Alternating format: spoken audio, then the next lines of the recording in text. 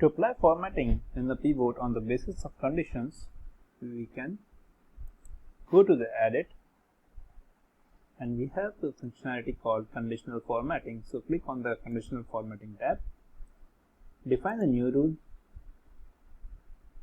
So you will get the available columns. Select this total column to the selected column. Now from here you can select the rule type. So you have various rule types available. Format cells all based on the value, on cells that contains, or format only top or bottom ranked values, format only values that are above and below average, format only unique and duplicate values. So here you have options of either 2 colors or 3 color scale. So you can define the color scale as well. So here you can define the minimum and the lowest value.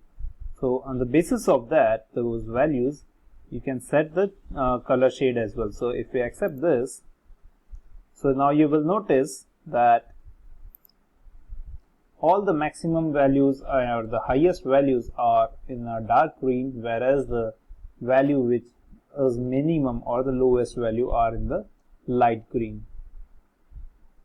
So this way you can apply the conditional formatting. Also, if it is not applied, you can delete this as well. Select this and delete this. You can also change the pivot type as a pivot and the heat map. Click preview. So it will automatically apply a color scale based on the value, or you can even have the table bar chart.